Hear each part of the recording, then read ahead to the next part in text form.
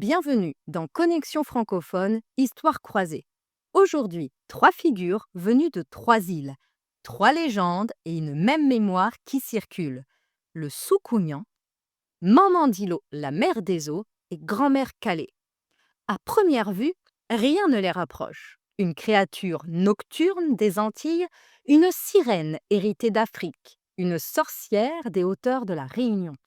Et pourtant, un lien persiste. Imaginez une nuit sans lune en Guadeloupe. Le village dort. Soudain, une lueur rouge fend le ciel. Ce n'est ni une étoile, ni un feu ordinaire. C'est le Soukounian. Le jour, il ou elle est une personne ordinaire, une voisine, un voisin, quelqu'un que l'on salue, sans méfiance. Mais la nuit venue, le Soukounian quitte sa peau, devient boule de feu, traverse les airs. Il ne frappe pas au hasard, il punit les menteurs, les voleurs, ceux qui rompent les pactes ou oublient les anciens. On dit qu'il se cache dans les fromagers, ces arbres immenses respectés et parfois redoutés. Dans l'imaginaire antillais, ils sont liés à la mémoire de l'esclavage, aux souffrances tues, aux corps entravés. Le Soukounian n'est pas seulement une créature fantastique, il est une vigilance incarnée. Le voyage continue. L'océan s'impose, direction la Martinique. Une mélodie s'élève près des rivières, au pied des cascades. Une voix douce, presque envoûtante. C'est Mamandilo.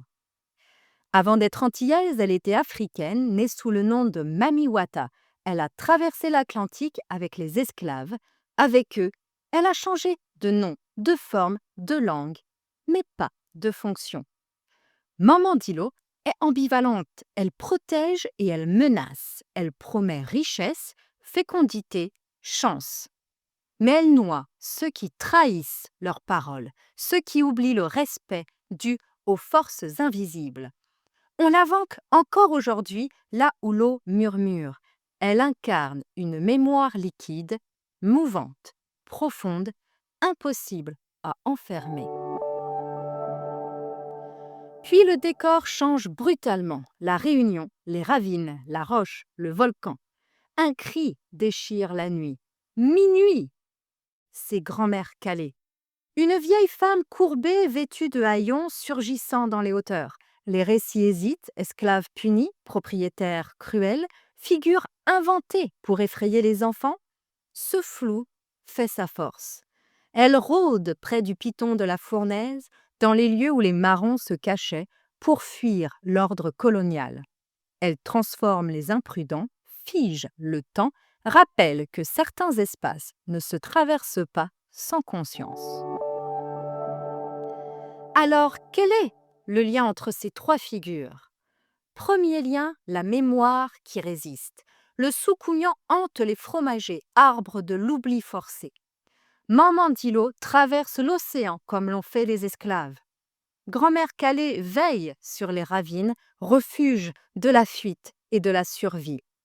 Tous trois sont des gardiens de ce que l'histoire officielle tait.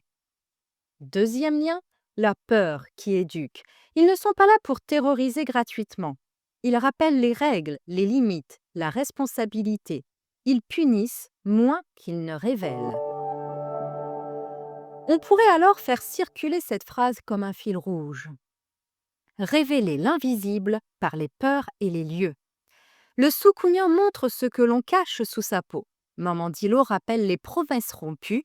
Grand-mère Calais crie ce que le temps a tenté d'effacer. Trois mythes, trois îles, une même lucidité. Merci d'avoir écouté Connexion francophone, Histoire croisée. À très bientôt pour d'autres liens que l'on ne voit pas toujours au premier regard. Et en attendant, les activités de compréhension dans la description de ce podcast.